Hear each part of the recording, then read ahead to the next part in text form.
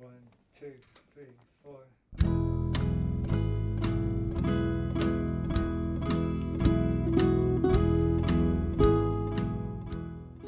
You're listening to the SKYLIT Books podcast. We're an independent, general interest bookstore putting great reads in the hands of people in the Los Feliz neighborhood of Los Angeles. Hosted by resident Skylighters, we're here to bring you new and exciting author conversations, group reads, and bookseller chats. Happy listening. Hello, my beautiful listeners, and welcome to SKYLIT. This is the SKYLIT Books podcast, and I'm your host, Lance Morgan. Today, I'm so excited to welcome Darieck Scott to talk about his new book, Keeping It Unreal, Black Queer Fantasy and Superhero Comics. He'll be in conversation with writer and professor Ramzi Fawaz. Darieck Scott is a professor of African American Studies at the University of California, Berkeley. Scott is the author of Keeping It Unreal, Black Queer Fantasy and Superhero Comics. His book, Extravagant Objection, Blackness, Power, and Sexuality in the African American Literary Imagination, was the winner of the 2011 Alan Bray Memorial Prize for Queer Studies of the Modern Language Association. Scott is also the author of the novel Hex and Traitors to the Race, and the editor of Best Black Gay Erotica. His fiction has appeared in the anthologies Freedom in This Village, Black Like Us, Giant Steps, Shade, and Ancestral House, as well as in erotica collections Flesh in the Word For and Inside Him. A fantasy genre novel, The Dream Slaves, is forthcoming from Brainstorm Books Punctum. He has published essays in Kalu GLQ, The Americas Review, and American Literary History, and is co-editor of the American Literature Special Issue, Queer About Comics, winner of the 2018 Best Special Issue from the Council of Editors of Learned Journals. Ramzi Fawaz is Associate Professor of English at the University of Wisconsin-Madison. He's the author of The New Mutants, Superheroes, and the Radical Imagination of American Comics. With Darieck Scott, he co-edited a special issue of American Literature titled Queer About Comics, which won the 2019 Best Special Issue of the Year award from the Council of Editors of Learned Journals. His forthcoming book, Queer Forms, explores how 1970s movements for women's and gay liberation inspired new ways of formally representing gender and sexuality, nonconformity in the late 20th century art and pop culture. Queer Forms will be published by NYU Press in fall 2022. Darieck and Ramzi, how are you both doing today? Doing really well and really excited to be on the podcast. Thank you so much for inviting both of us. Yeah, thrilled to be here. Thanks so much. No, I'm excited. This is our pleasure to have both of you on and we're all on the West Coast, right? We are. Yes. This is the first podcast in a second I think we've done where everyone's on this, like where it's multiple people and everyone's on the same coast. So that's makes super exciting. for a good mood. Right? Yeah. Everyone's in the same space. The time is right. Yeah. Darieck, I think it's a little colder for you up north, right? They are. Yeah. It's been kind of chilly up here. Is it not chilly down there? It's chilly. Okay. It's chilly, but not, during the day it's not too bad. Yeah, we're running in the 50s these days. I mean, that's the winter. Darieck, you have a reading for us today? Yes, I do. So this reading is from the introduction to Keeping It Unreal. And in this little segment that I'm going to read, I'm just kind of trying to think about fantasy differently than we usually think about it. So Ursula K. Le Guin's provocative story, The Ones Who Walk Away from Omelas, is probably most often read as a discomforting riddle about the morality of utilitarianism. Omelas is a fantasy city or country where everyone lives happily. Unfortunately, this universal happiness depends upon the lifelong misery of one child. The causal relationship between the child's unhappiness and everyone else's commonplace ecstasy is never explained in this story, but arguably it's all the more convincingly realistic for its lack of explanation. Surely we expect happiness to be bought by someone's misery? No explanation needed, an assumption Le Guin cleverly begins to expose. But what gets me excited about the story is the challenge it throws down to our imagination. Describing Omelas, Le Guin's narrator says, as they did without monarchy and slavery, so they also got on without the stock exchange, the advertisement, the secret police, and the bomb. Yet I repeat that these were not simple folk, no dulcet shepherds, noble savages, bland utopians. They were not less complex than us. The trouble is that we have a bad habit, encouraged by pedants and sophisticates, of considering happiness as something rather stupid. Only pain is intellectual, only evil interesting. This is the treason of the artist, a refusal to admit the banality of evil and the terrible boredom of pain. If you can't lick 'em, join 'em. If it hurts, repeat it. But to praise despair is to condemn delight. To embrace violence is to lose hold of everything else. We have almost lost hold. We can no longer describe a happy man nor make any celebration of joy. So Le Guin's claim about the treason of art is too harsh, I admit, if I take it up and make it into a critique of African Americanist scholarship and intellectual endeavor. But it's not wholly inapt. Certainly regarding what we canonize and teach under the rubric African American literature, the description has a ring of truth. For a literature defined by the near unanimity of its voices agitating, analyzing, narrating, and narrativizing political projects of emancipation and anti-racism, too great an attention to delight and joy and happiness seems like a political betrayal. For us, only the description of injustice, of torture, murder, intimidation, enslavement, rape, dispossession is political, is exigent, is real, is actually responsive to African American history and African American conditions.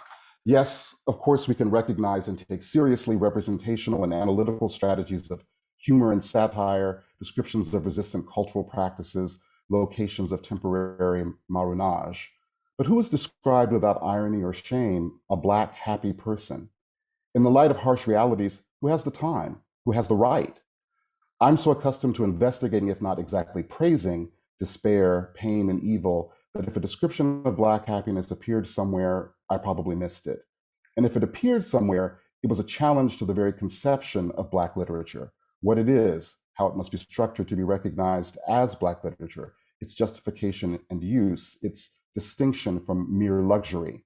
And so it didn't count.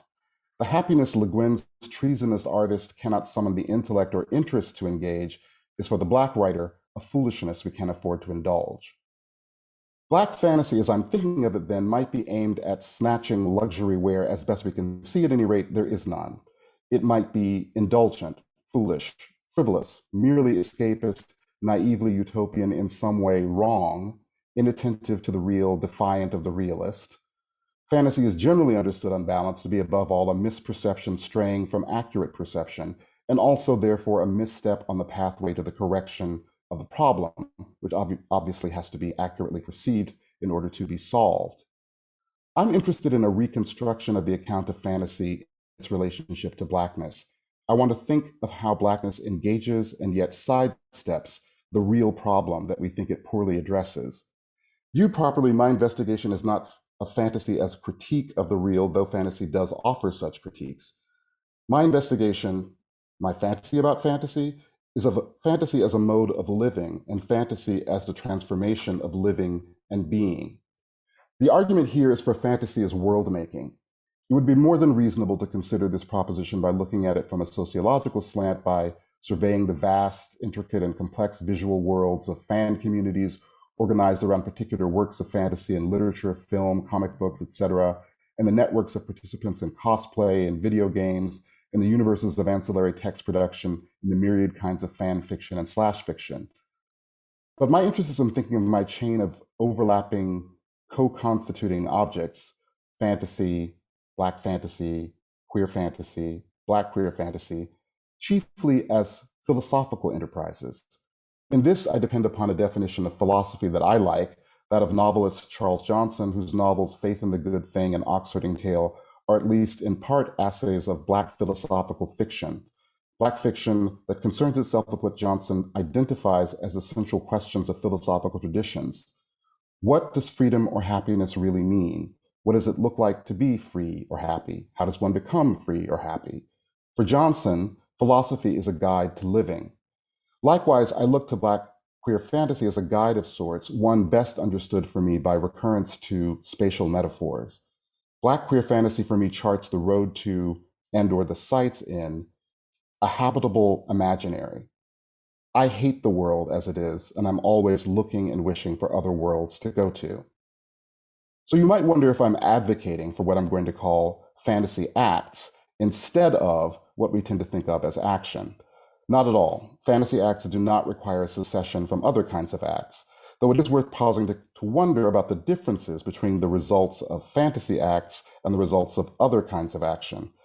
If an action does not result with sufficient proximity to count as an effect following a cause in 1, someone injuring or killing someone else or depriving them of liberty, or 2, someone stealing from someone else resources for living or prospering, or 3, rescuing someone or yourself from a particular instance of being killed or maimed or deprived of liberty or stolen from, or 4, dispensing resources to someone, or 5, building something that can be seen, touched, and or entered, like a domicile, then how do we measure the consequences of an action? How do we become assured of its existence as distinct from the existence of other mental constructs like fantasies?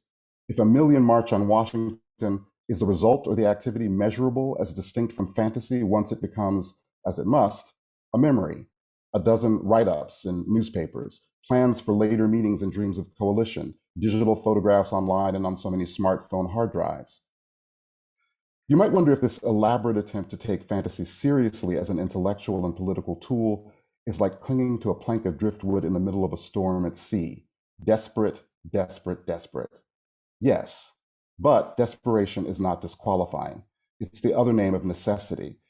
And the alias of invention, or perhaps invention's twin, with necessity and desperation co-parenting, is radical imagination. The ultimate project of keeping it unreal, which must reach beyond the book's end, for its achievement can't be accomplished in this book or any single book alone, is to cite whether and how Black fantasy can begin to undertake a description of ludicrous, unreal things like Black happiness, how Black fantasy might retwist the twisted significations of Blackness such that Black and happy is at least not a clearly oxymoronic conjunction. So, Darieck, you just read some of my favorite paragraphs from the entire book. And when I taught this to my graduate seminar, they were just breathtaking with this moment. I think that they were overwhelmed by your ability to combine literary scholarship, a really, really, really deep understanding of Black, queer, and popular cultural production with cultural criticism, like a very lyrical, poetic approach to thinking about the impacts of those texts on the body. Like you're really, really sitting with, what does it mean for fantasy to transform people's lives in a very visceral way?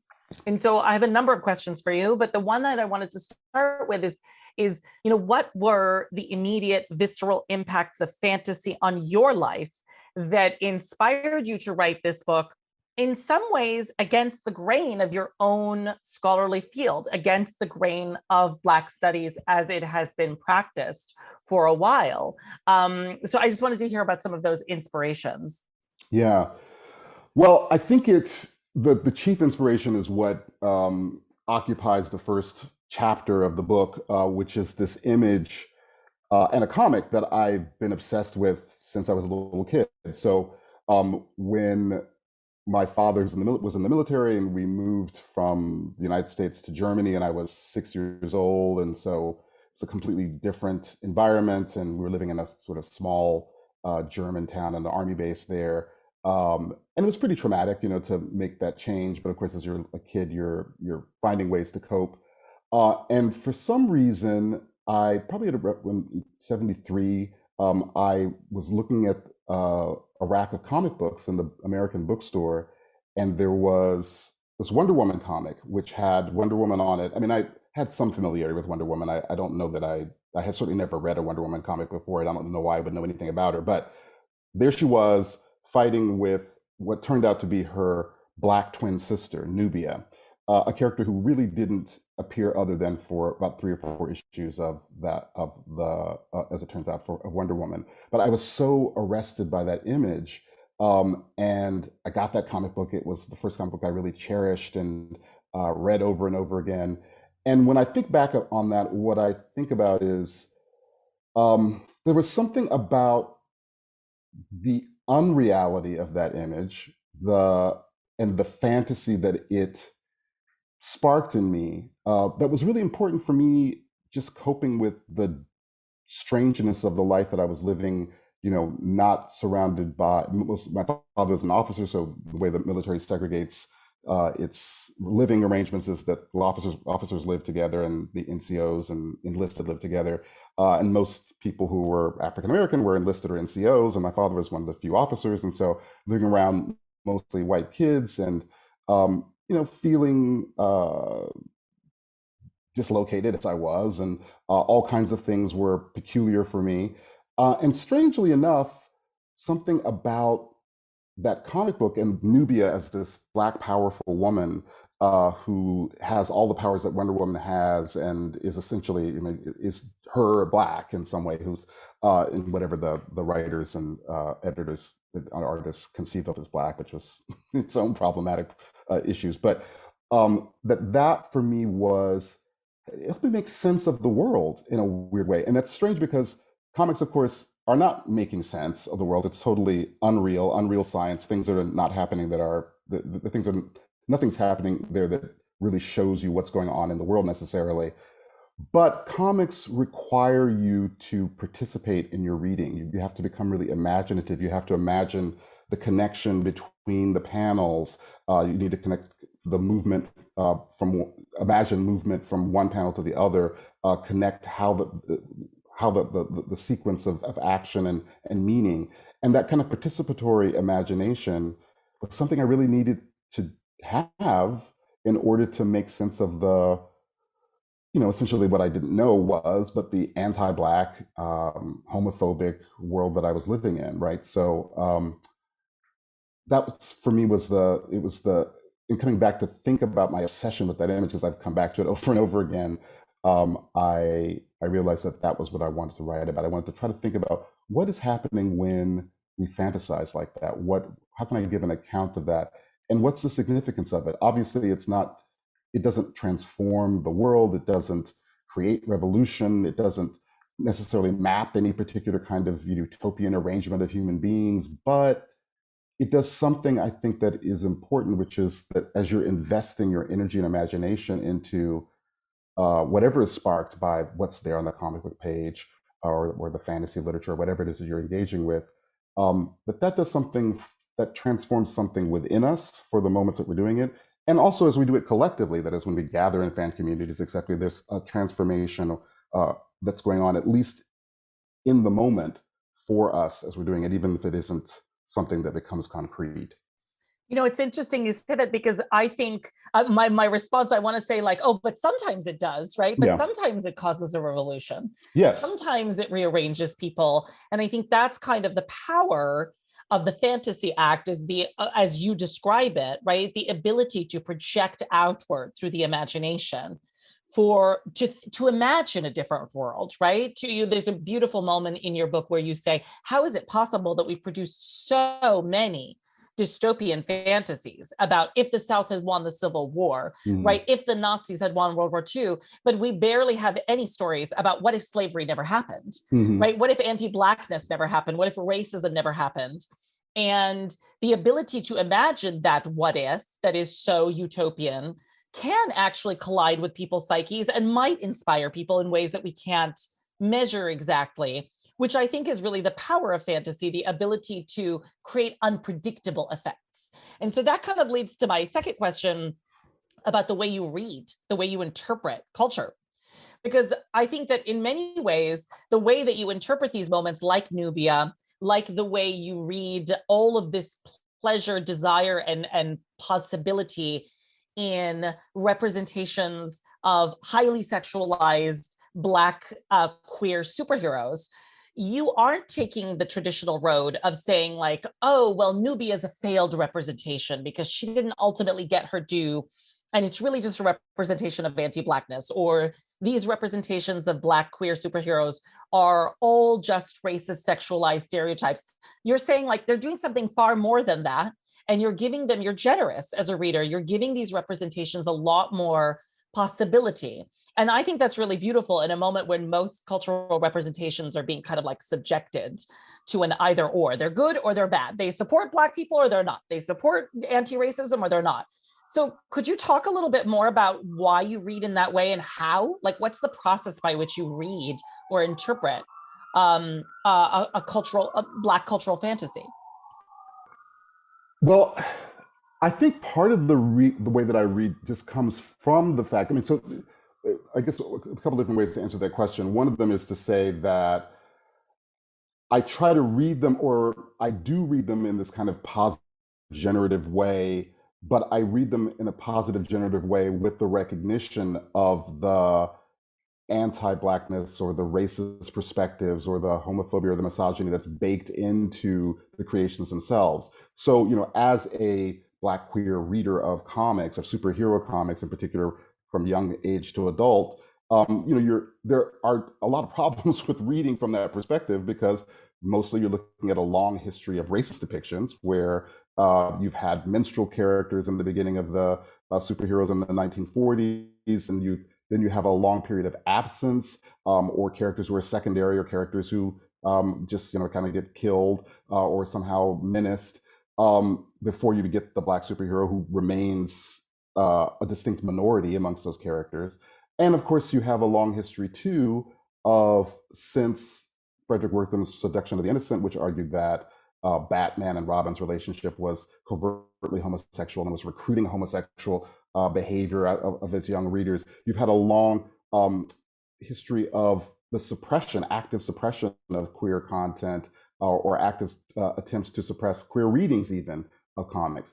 But from that position, you're always reading, that is from a Black queer position or from a queer position or Black position, you're always reading with a certain hunger that, because of that participatory imagination that comics encourages, that imagination can flourish around and despite and even against the limits of what's being depicted on the page and in the form, right? So for me, that was just the way I had to read.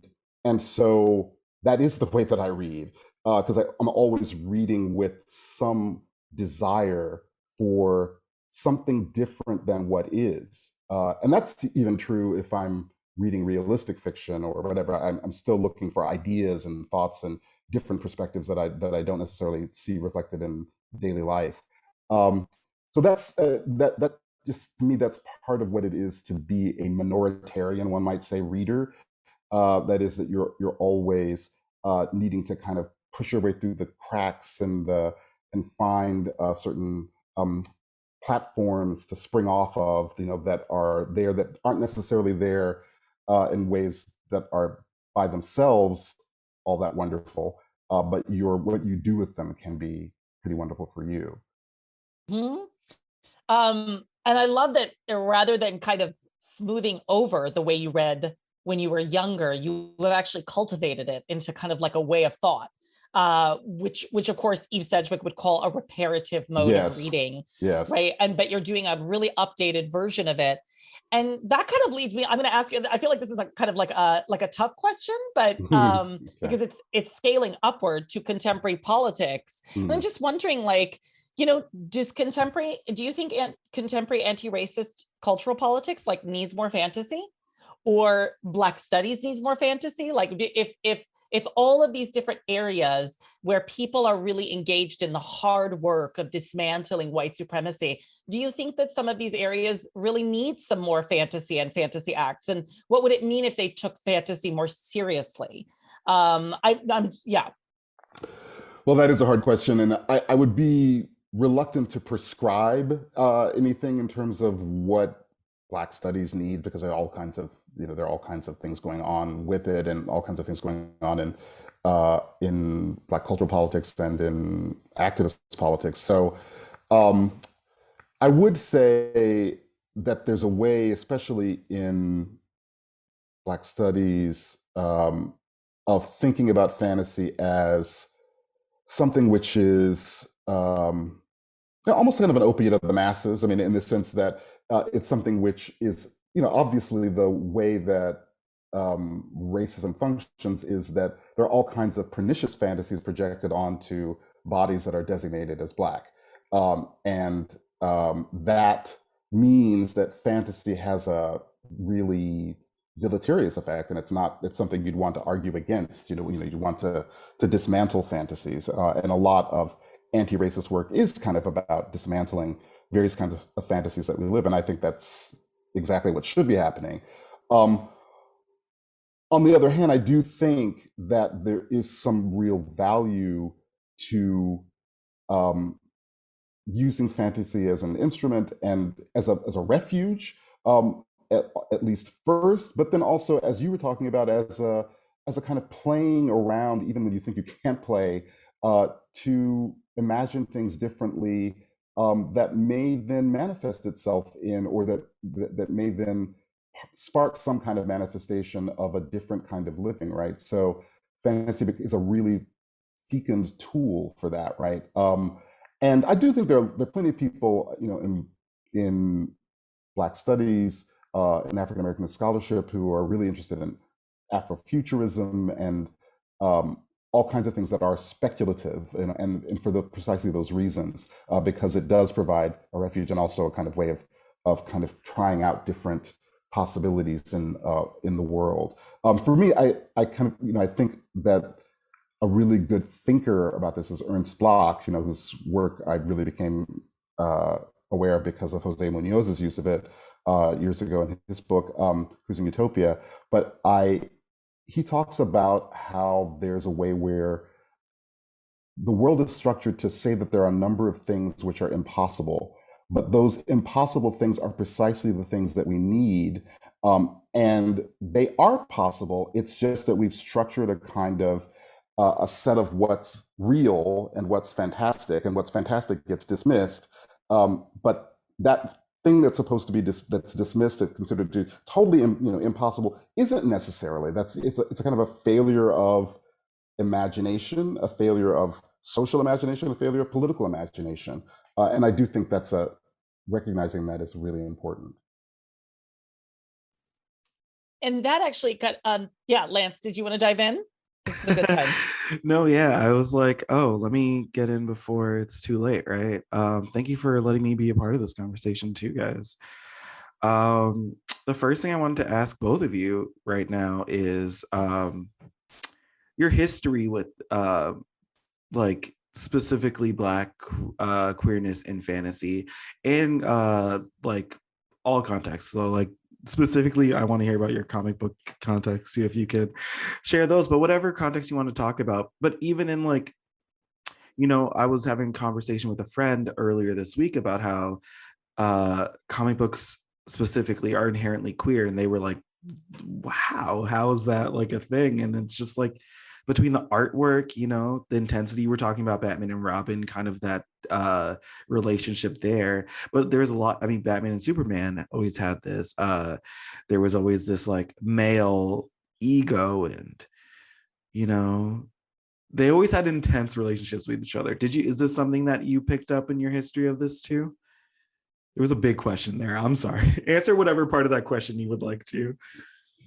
Well, I think Ramzi really describes very well how comics are queer. So I'm going to let you talk about that, Ramzi. But yeah, this is like my hobby horse. But Darieck and I have really thought through this very, very seriously, because I think the stakes of talking about comics as queer are very high, because it is it's a medium that can actually make accessible to millions of people the possibility of another way of life that is not organized by heterosexual norms, by white supremacy, by all of by gender norms, etc.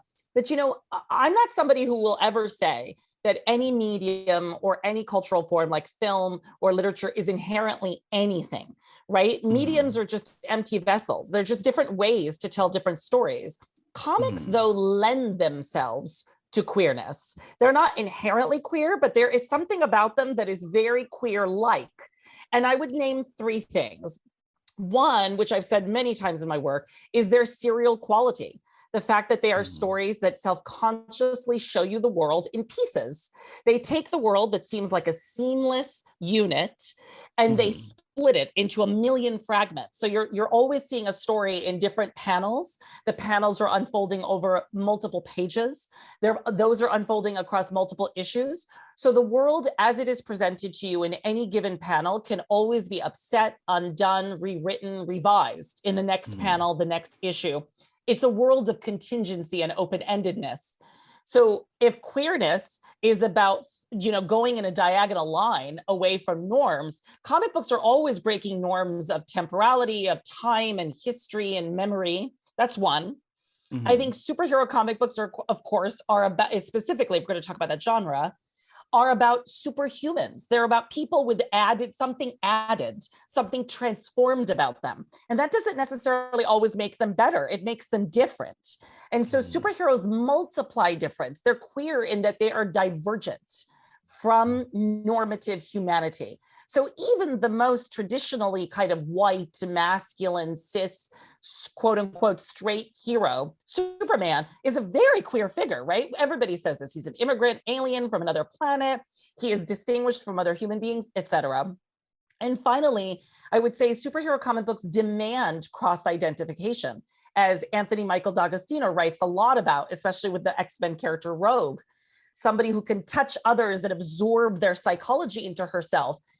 Superhero comic books are not interested in like the discourse of appropriation. They're like, you should appropriate people's identities. That's the only way you could possibly know who they are. You should cross boundaries, right? You should jump out of yourself and be in the world of someone else. So I know for myself, very similar to Darieck, my first great experience of connecting with a superhero was Storm from the X-Men, someone radically different from me. And I never for a moment thought, well, she's a Black woman, then that's not mine. I'm not allowed, to cross the boundary between a Middle Eastern queer immigrant American's identity and a Black Kenyan woman superhero. I was like, of course I can. The imaginative realm of this comic book gave me that space. And as I grew older, I learned what does it look like to do that ethically and do that thoughtfully, but of course, this is a fictional character. So of course I'm going to play with her experience and her identity. So those are three ways in which I think comics really lend themselves to queerness. Yeah. And you talked about, I want to ask Darieck, was there a superhero like that for you that your Storm? Well, Storm, actually there were a number. So Nubia was the first, and as I said, she disappeared pretty quickly. Like I read the three issues that she was in, and there she was, and that was it. But definitely Falcon of Captain American Falcon was something that drove, because at first when I was reading, as a kid in the 70s, especially when I was over in Germany, I was drawn towards those Black faces that you'd see on the covers if you could see them. And so Falcon came up, and then Luke Cage started, so I was reading him. But I was most excited actually about Storm, when she came out in 76 or 77, just visually, and of course, again, powerful Black woman who's doing all these, controls the weather, and is amazing in all these different ways. So I was, and one of the things I talk about in the book is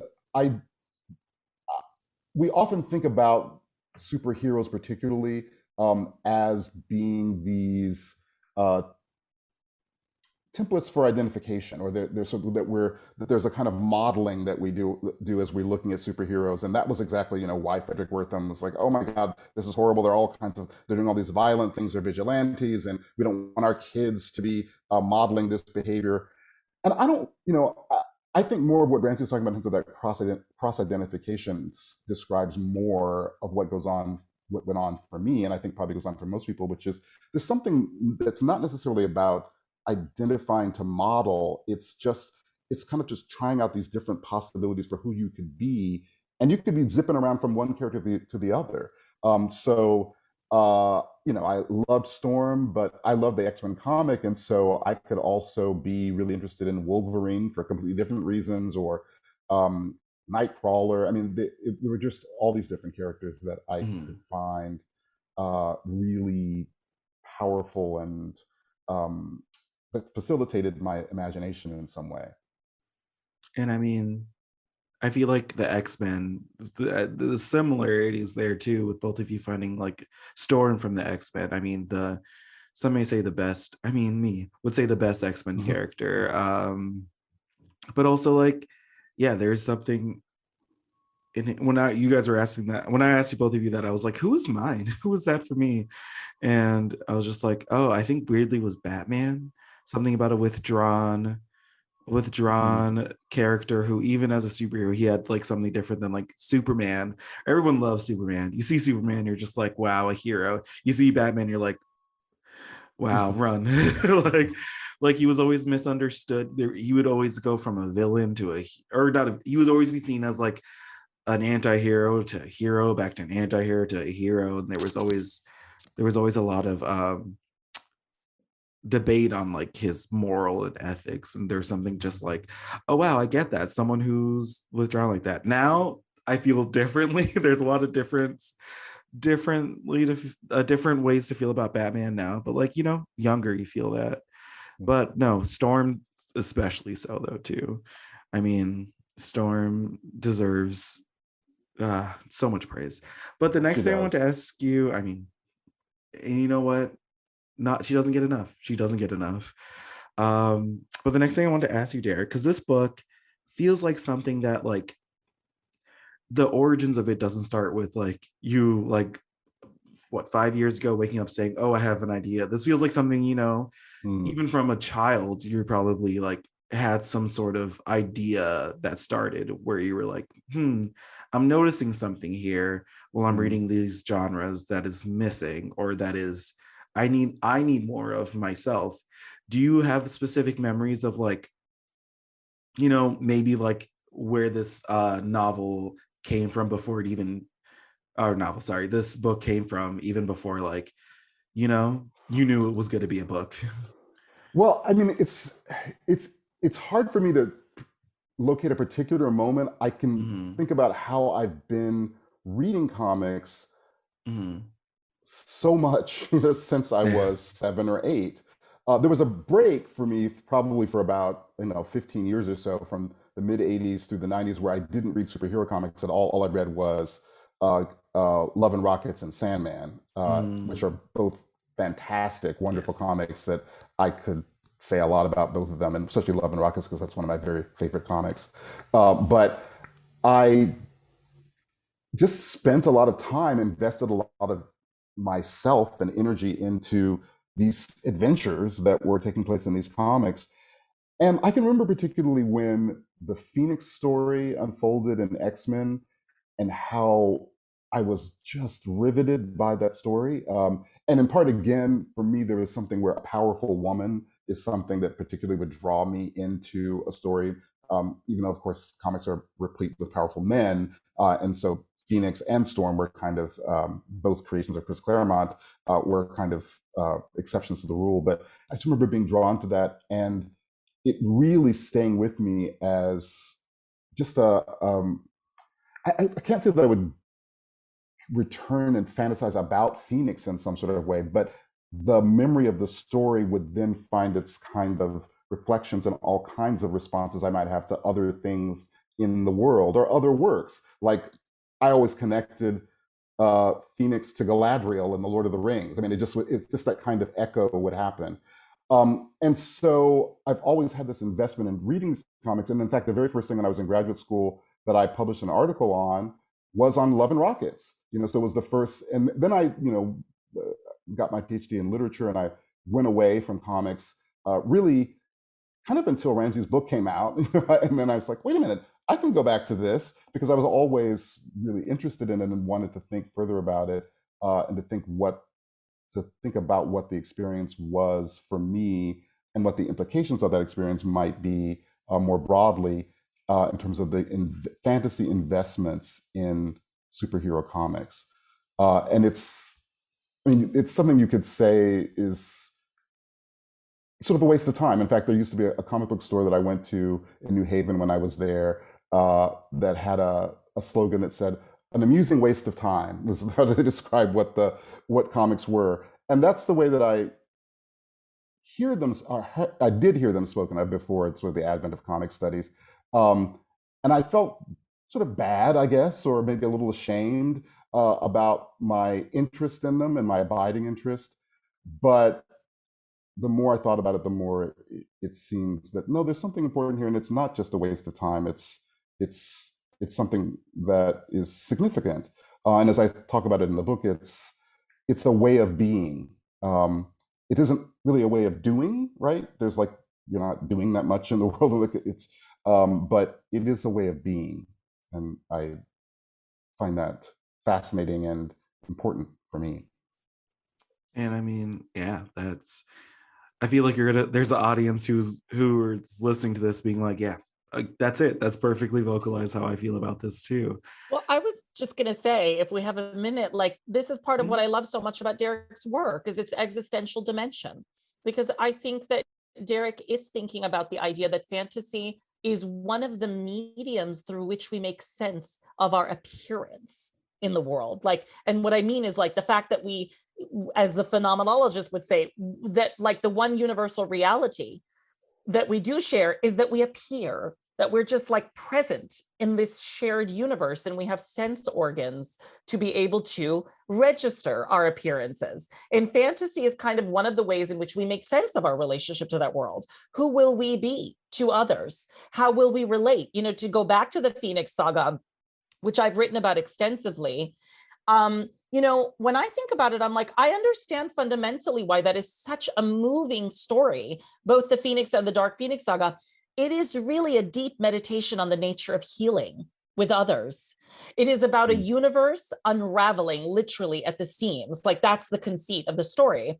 And Jean Grey and Storm knit together the fabric of the universe. These two women reach out across differences of race and class and identity and experience, and they clasp hands and they knit back the fabric of the universe. And there's so many things to love about that story. Like it's disco diva visuals, it's beautiful, epic lyrical fight sequences. But at the end, it moves us so deeply because it is about the existential idea of like, how can we heal the universe together? Like that's such a beautiful thing. And just like the last thing I want to say, just related to what Darieck was, you asked Darieck basically like what inspired you to write the book. I almost want to give advice to like academics and other aspiring writers out there that like the best scholarly books, the best works of cultural criticism, they start with the like really idiosyncratic weirdo who's like, I noticed this thing when I read this that it seems like nobody else noticed. Like it's so like you know, this is so fascinating about this story, or this is so amazing about this cultural phenomenon. But the people who do the best scholarship and cultural criticism, they figure out how to leap from their own idiosyncrasy to these larger existential questions that are shared by lots of people. And I think the beauty of Darieck's book is that every chapter is grounded so deeply in this like weird, idiosyncratic, unusual moment of encounter that he has with a specific Black fantasy character, a certain kind of story, a certain genre, and then his ability to scale upward to say, actually, this is about what it means to exist in the world. Like that's astonishing. And I think a lot of people don't get past their own idiosyncrasy. They're just kind of like stuck in their own obsessions. And I think that's kind of the beauty of keeping it unreal, is the ability to scale and share his own fantasies with his readers. And I mean, it's so talking about even like the Phoenix and the Dark Phoenix, and that's so true, hearing like how these storylines had such depth to them. Like I was just currently reading the Young Avengers Children's Crusades. Young Avengers is amazing. Yeah, I love Young that. Avengers is so good. I mean, yeah. But the Children's Crusade storyline specifically, which is, I feel like it's so interesting that the Young Avengers get to kind of conclude this huge Marvel like tragedy that's like leading from the House of M Day, all of these things, and have to ask the question, what does justice mean, or what does like not forgiveness, but like the idea of like having this person who did this thing, we have to reckon with it. And as like it's the Avengers and the X-Men all being like, we're angry, but what do we do to like what do we do now? Like do we let her make up for her mistakes by her being the Scarlet Witch? Do we let her die? Do we kill her? Do we, because she's could do this again? Do we try to understand why she's doing this, how she's doing this? It's so, and there's this idea of like trying to, not villainize someone, but understand the intention behind them. And it's just, I mean, that's the power of like storylines like this. And this is like a Young Avengers seems like, oh, not, you wouldn't get that storyline from this group, but like you do. And it's one of the most important stories there. Something I want to ask both of you too, especially for like a lot of stories that are happening now. There's a lot of, one of the things comic books I think love to do, specifically DC and Marvel, is reboot a storyline or reboot characters, like make them change the storyline. And I mean, some things stay consistent. I feel like there's mostly consistent stories, but they every once in a while like to be like, oh well, all the Earths are colliding, new universe, and they change the storyline. They're like, they try to update it in a way too, where it's like, oh, this we didn't realize that this X-Men's character story really was about this. Let's dive into that. Does that, resonate in a lot of ways with your book? Because I feel like I see that a lot when I'm thinking about like what comic books like were like when I first started reading them in the early 2000s is when I started, to now, where it's like I'm seeing a lot more in media. And I feel like everyone, like it's not just the comic book nerds at this point, it's everyone are seeing like the Miles Morales, the Riri Williams, the Kamala, all of these storylines that they wouldn't have seen 20 years ago. Right. Well, this goes back to what Ramzi was talking about in terms of the serial nature of comics, because, and this specifically is something that happens in superhero comics, because there is this kind of, especially from the 1960s onward with Marvel, but even with DC, this sense that there is all this time. So you're talking about comics that began in the 1940s or the 1960s. And so we're talking 50, 70 years ago, and 50, 70 years of storytelling. And with Marvel, they've wanted to make it all seem as though it's all connected. Like every single thing that has happened for each month, for each comic has happened, and they can refer back to it in some way. So there's this long, long history. DC, a little bit differently, they keep doing these sort of massive reboots, but Marvel does it in their own way too. But it's kind of reckoning with that whole idea that you can keep retelling the story, but tell it differently each time. Because there's been such a long history of it, you can pick out different elements and reconfigure them so that you can, you've had Tim Drake, who's the second Robin, around for, I don't know, 30, 40 years at this point, and now he's bisexual. Like, so it's like there's like, it's a, you do a reboot, you do something, you pick out something that may not really have been there before in an explicit way, but may have been implicit, or was something that in fact, say, queer readers might have invested in and somehow even communicated to the creators in one way or another, their letters or whatever, and then you get this sort of change. And so there's been all this sort of responses on the part of those two companies, particularly DC and Marvel, to a desire to increase their readership, sort of make more money by having characters who are more reflective of a diverse world. And that part of it is, there's nothing particularly to praise about that part of it. But for us as readers, it can be something that is really wonderful and liberating and again, important in how we imagine ourselves and our being in the world. Yeah, I think this question is so important. And I think Darieck has touched upon something. Darieck, you didn't use this language, but I think you're also the distinction between what's called retconning, meaning retroactive continuity, going back and saying like, oh, it turned out that Superman had a dog when he was a kid that was also superpowered, right? There's a difference between that and rebooting, which is the elimination or the erasure of an entire strand of history. So for instance, in the late 80s, when Crisis on Infinite Earths happened, they eliminated the entire history of the Legion of Superheroes, the longest running superhero team book in the history of comics up until that time. I would say I love retconning. I think it's a beautiful continual expansion of universes to say like, well, it turned out that he was straight, now he's bisexual. Like, I like that.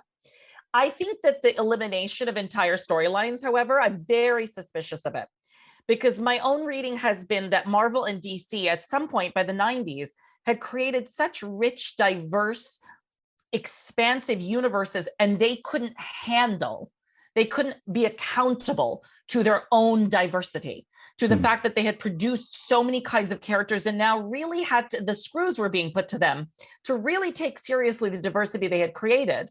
And what did Marvel do by the early 2000s? They were like, let's eliminate 90% of the mutants on the planet, right? Like, there's just too many. And I think this was really a feint. Like, this was really a way to dodge the question of diversity that they themselves had opened up. I think it's very dangerous to reduce or narrow fictional worlds. Why not simply keep expanding, which I think now, weirdly, the TV shows are doing. Now they're obsessed with multiverses, right?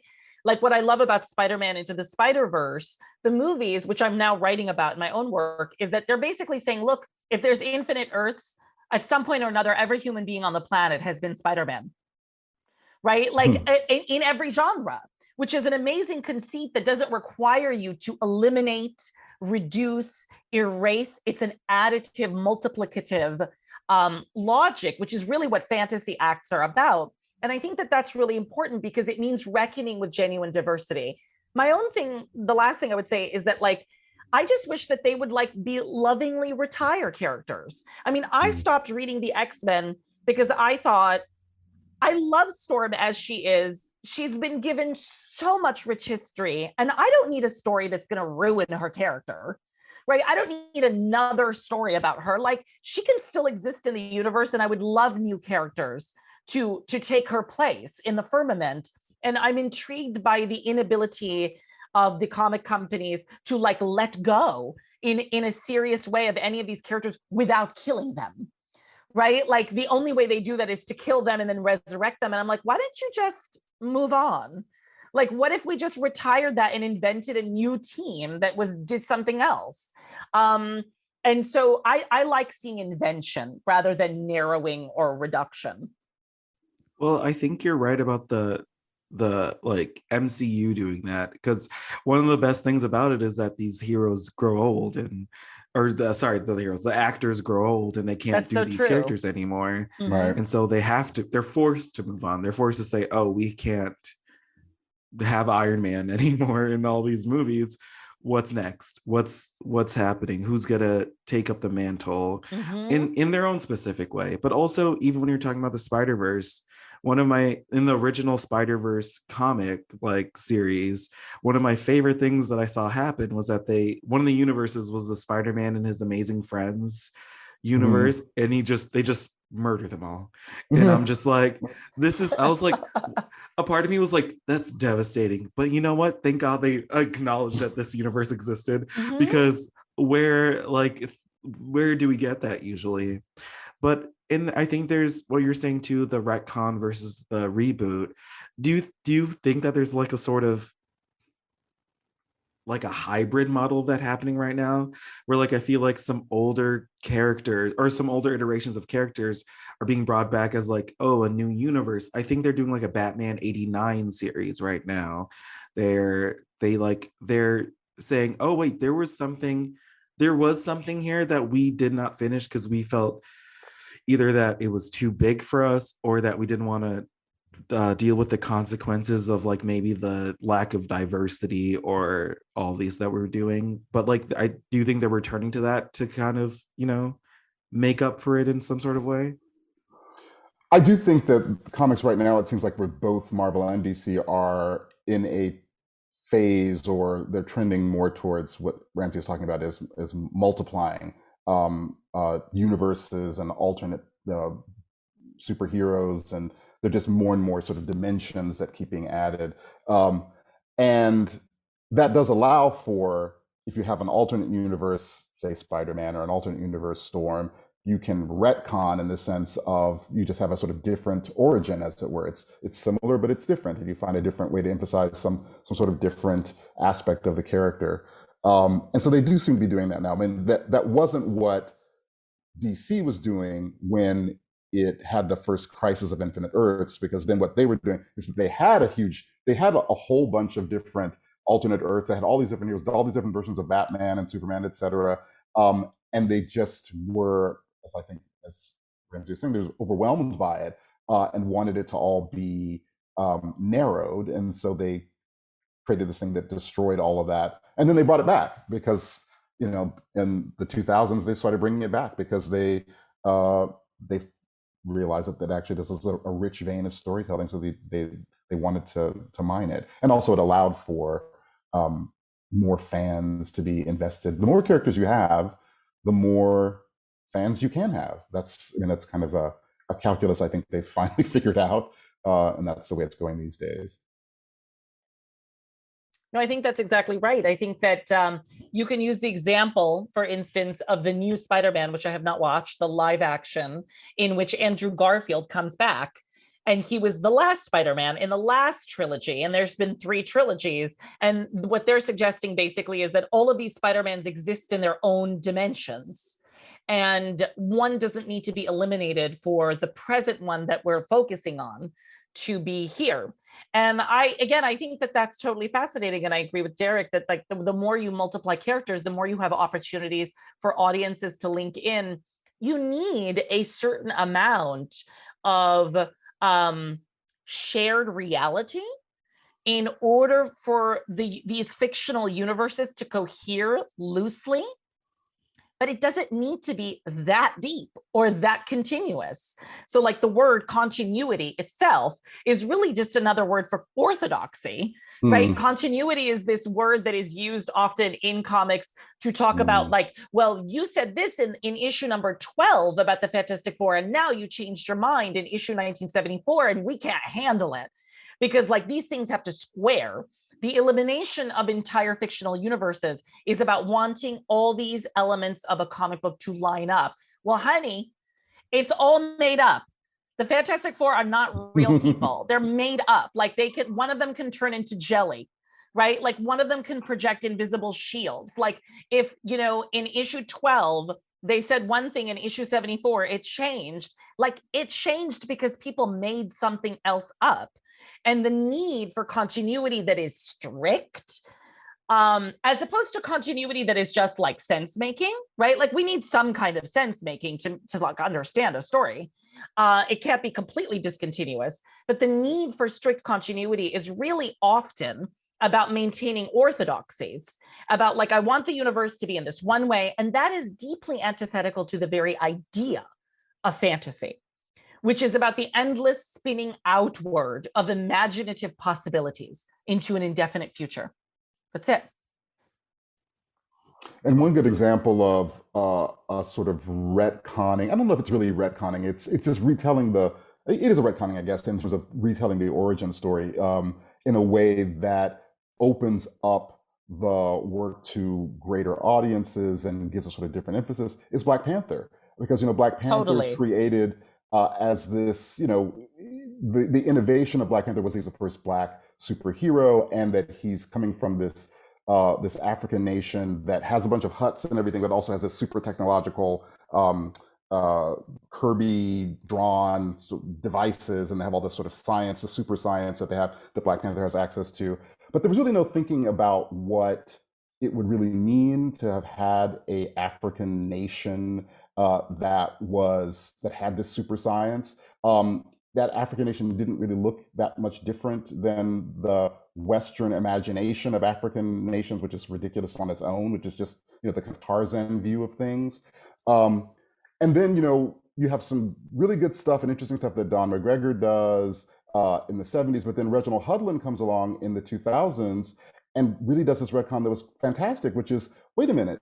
So if Wakanda has this super science, then they could never have been colonized. They could never have had to deal with colonialism. Their people could never have been enslaved. How did all this happen? So let's think about that. And what are the implications of that? And that has been the way that Black Panther has, from that retconning, Black Panther has taken off from that, because the movie, the wonderful movie, is really it owes a lot to Reginald Hudlin's redoing of Black Panther. It really takes up that reimagination of Black Panther and spins it into its own version of it, and which people responded to with rapture. I mean, including myself, So, and partly for political reasons, like partly it's a kind of political imagination that we're seeing up on screen with that version of Black Panther. So there's an example of where a retconning that happens in the comics really does something wonderful, really, that opens up different avenues of imagination and possibility, that doesn't seem to just sort of serve some commercial object, some sort of commercial goal. No, wow. In that for Black Panther specifically, especially with the the popularity of it, the change of it. I mean, with a lot of people's introduction of the character being from the MCU, and now like them going forward without the titular character, it's going to be interesting to see how they're even going to like retcon that into being, how does Wakanda exist now without us seeing this character. Yeah. But we have to wrap up, sadly, and I truly mean sadly, because God, I could go on for hours talking to you both. But the last thing, I kind of want you guys to, if you don't mind, doing a little bit of my job for me and to the listeners, hand selling some either black or honestly any sort of like non-white either superhero character or just graphic novel stories that you've more recent stories that you found, or even like authors that you would like are reading all of their stuff right now that's coming out, or even in the fantasy genre as a whole, there's any works that you want to recommend the listeners and me, please. Wow, that's always hard when people ask those questions for me, because my mind, strangely, as a literature professor, I forget titles, I forget author names, like I forget it all until I go look at it again. But there's been some great stuff that I've been reading in terms of fantasy literature that I really like. What comes to mind immediately is Nnedi Okorafor's series, the Akata Witch series. Like, this is not, because she's got a bunch of others that, like the Benti series and the Who Fears Death, and that they're more, I think are sort of more recognized. The Akata Witch is a kind of young adult series, but it's about this Nigerian girl who is, she's albino, or she's very light skinned, but this difference that she has is kind of a mark of how she's a witch, and she becomes initiated into this whole society of witches that are not just Nigerian but all over the world, and she goes on these various adventures, and I love it. It's a really fun, really interesting series that she's written. And there are a bunch of other things I just, I have to literally go look at my bookshelf and remember what they are. But of course, stuff that just leaps to mind. I always struggle with this too, just because we're always having to read so much for our research. And I happen to actually be writing a paper right now about straight men in feminist theory. So I'm literally doing the opposite. I'm like reading a bunch of stuff written by straight men about feminism.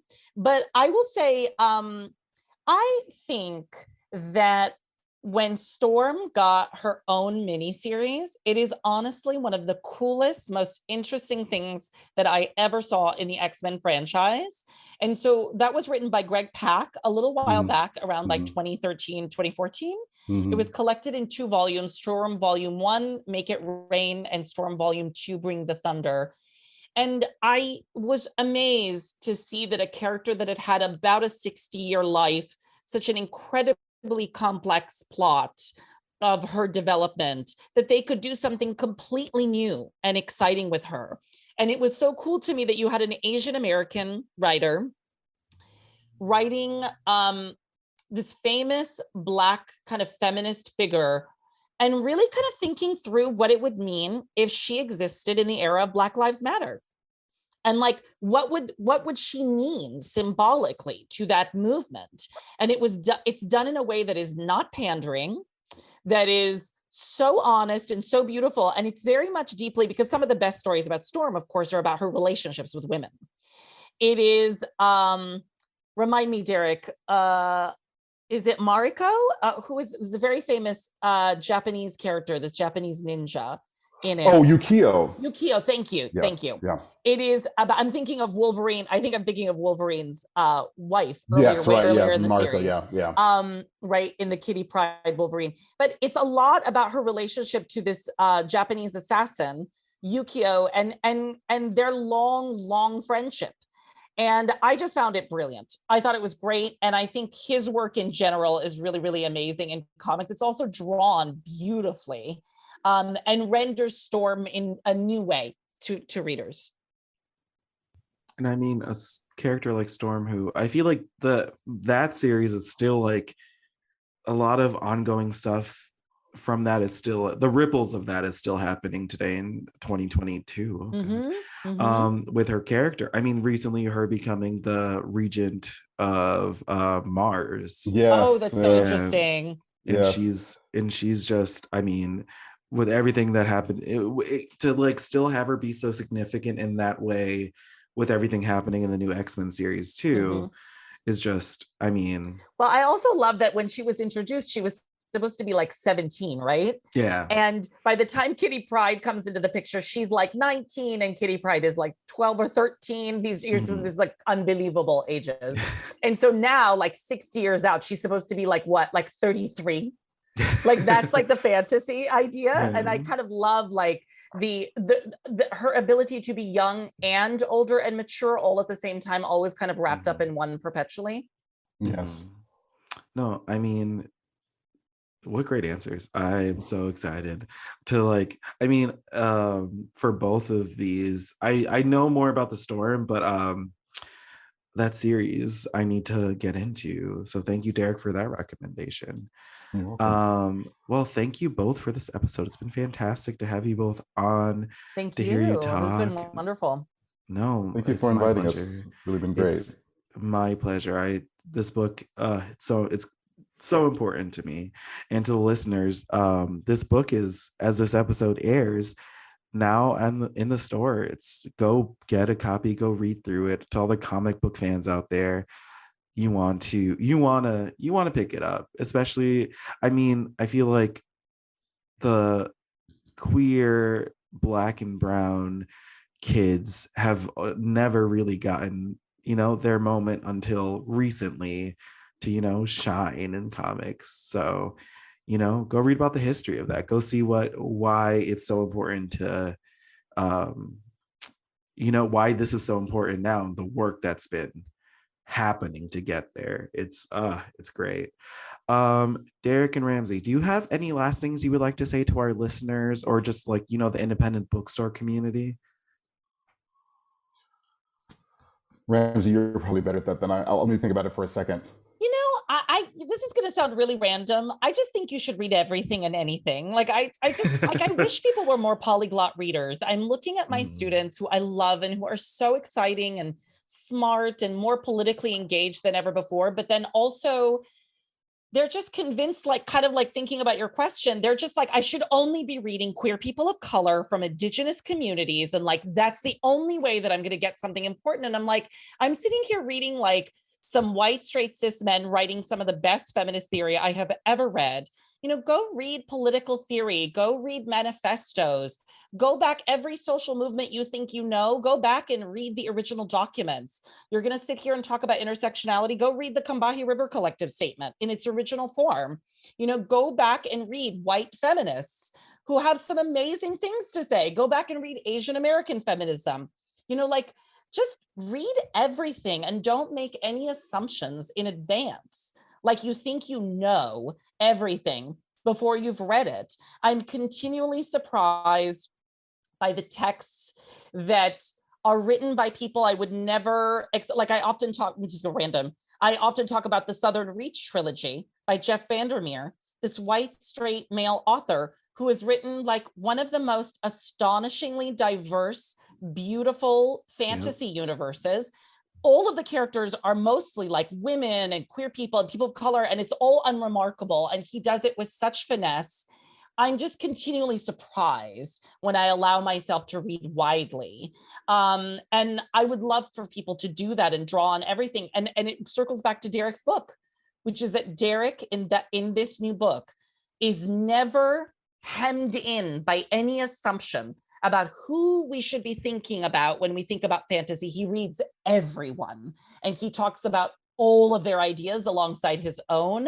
And that's what makes for such a rich book. All these people you would never think would speak to Black fantasy, they have something to say to Black fantasists. And that's amazing. And to piggyback on that, I would say, because I agree with everything you said, Ramzi, and I think reading widely is so, to me, it's just enriching, and it feels like it's the thing which we have to do in a certain sense. To not feel that you can't go to something because you know the person has said or done something that is egregious. I mean, there are plenty of things that, egregious statements that many people have said over the years. One of my favorite writers is Virginia Woolf. She says some pretty awful racist stuff in a couple of books. That doesn't mean, though, that there isn't something useful, interesting, powerful, transformative, possibly, within any of these works. So reading widely is, to me, seems like it's absolutely necessary. No, I mean, like that. Yeah. Wow. That's so, because that conversation, I mean, working in a bookstore, you hear that conversation from like customers who are coming in and about what we should be reading. What should we be reading right now? What's the right thing to be reading? And then it's like, read everything. There's so many things. Exactly. There's no should. It's what can I be reading right now? Rules are the death of fantasy. Just FYI, Yes. right? A rule. Yeah. This is what everybody on the, like, we just as much as anybody else on any, like, conservative, radical, whatever. People are obsessed with rules. They're like, I want a rule that I can follow. If I could just follow the rule that I would only read Black trans authors, then I would have done good. And it's like, no, it's the rule that kills the possibility of progress. And it should be really just questions of like, how can I read all of these different people in new ways and be surprised as I incorporate more and new and different things I didn't expect to read across the spectrum, including Black trans authors and others, right? And I think like really being suspicious of rules and operating more by axioms is how I operate, best practices rather than orthodoxies. Well said. And, yeah, I mean, I have nothing to comment on that because I couldn't if I tried. No, thank you both, Darieck and Ramzi, both of you. Great.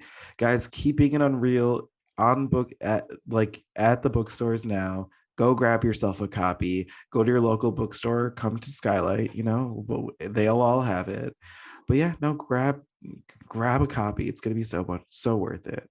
And thank you again to all my listeners for coming back or joining for the first time. And if you are joining for the first time, go back and listen to some episodes. We had some really good conversations on here with some great authors, a lot of really great graphic novel authors too. So if you want to further if you're new to the graphic novel space or comic book space, there's some great people to listen to. But no, thank you again for coming back. You have a great and beautiful rest of your day, and see you soon. Bye. Thanks so much. Thank you for listening to the SKYLIT Books podcast series. Please don't forget to visit our website at skylitbooks.com and make sure to follow us on Twitter and Instagram. Also, don't forget to subscribe to this podcast for more author talks and bookseller conversations. You can find us on Podbean, iTunes, and Spotify. Stay safe and healthy, and we hope to see you back in our store soon.